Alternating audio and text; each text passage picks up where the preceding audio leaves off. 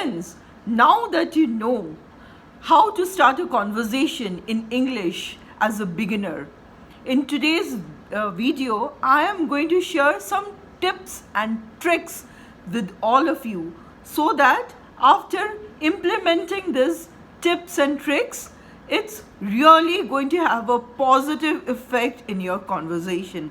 So, let's move ahead.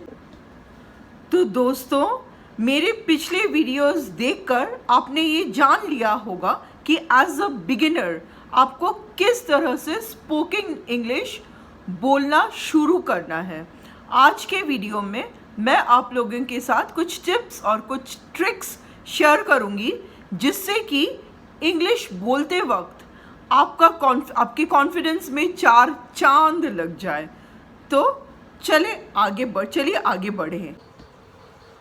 So friends, जब आप अंग्रेज़ी में कॉन्वर्जेशन करने जा रहे हो, minded one on one conversation, not the digital one, not the virtual one, then you have to take care of some aspects. The first tip and the very important tip is, before you plan to start conversation with a person, before that practice speaking in front of a mirror.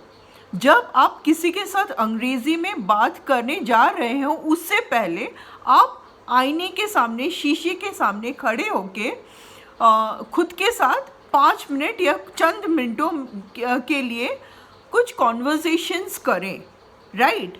इसके पीछे 2 वजह है। पहला तो ये कि ऐसा कहा जाता है कि जब हम कम्युनिकेट करते हैं, so only 25% is our spoken words and 75% is our body language. So body language plays a very important role. So when you are and try to record it. When you are talking in front of the mirror, you come to know about your gestures, the smile and the body language so that you can make some improvement on it. Secondly, दूसरा उसका और एक फ़ायदा है mirror के सामने बोलने का। मान लीजिए यदि आप कहीं पे गलती कर लेते हैं, राइट, तो आप उसको अपने बॉडी लैंग्वेज के द्वारा मैनेज कर सकते हैं। तो ये सबसे पहला टिप एंड ट्रिक है जो कि बहुत ही इम्पॉर्टेंट है। या my second tip is, do not focus only on grammar, or don't focus on grammar while you are speaking. The reason being, if you are focusing on grammar, then you have to think a lot, and if you are thinking a lot, then you will lose your focus, right? The fluency won't come. So दोस्तों, मेरा second tip ये है आपके लिए, जब आप as a beginner बात करें तो आपके ग्रामर में ध्यान न दें। इसका ये वजह है कि अगर आप ग्रामर पे बहुत ज़्यादा ध्यान देंगे तो फिर आपको सोच के बोलना होगा, और जब सोच के आप बोलेंगे तभी आपका फ्लुएंसी गड़बड़ा डगमगा जाएगा। So rather as a beginner आपको इस बात पे ज़्यादा फोकस करना होगा, आपके फ्लुएंसी एनहांस करने पर या तो आपका वोकैबुलरी डेवलप करने पर, right? Because if you are making some mistakes, if you are making some grammatical errors, still you can manage to speak. But if you are in loss for words, you won't be able to speak, right?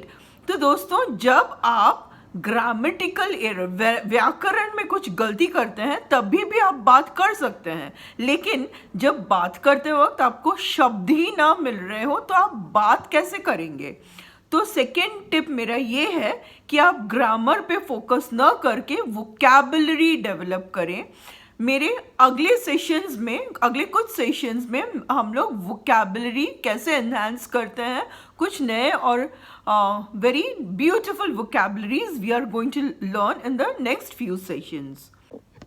Yes, and the third and the last tip is, friends, while speaking, please focus on the pronunciation aspect as well.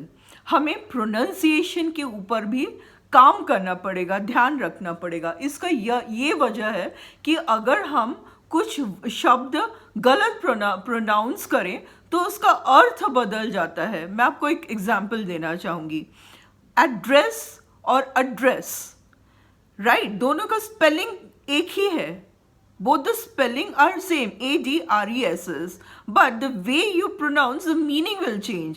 If I say so today's speaker is going to address on these issues, right, that shows, ये बताता है कि आज का speaker in चीज़ों के ऊपर बात करने वाला है, address.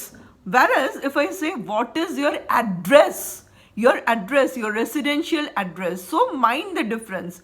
Address and address. Address means ठिकाना और address means संबोधन करना. So मुझे उम्मीद है दोस्तों कि आज के टिप्स एंड ट्रिक्स यदि आप फॉलो करेंगे तो आपको सही में बहुत बेनिफिट मिलेगा, और आप कमेंट बॉक्स में मुझे प्लीज़ आपके सुझाव और फीडबैक ज़रूर देते रहें. Wish you all the very best. Thank you and take care.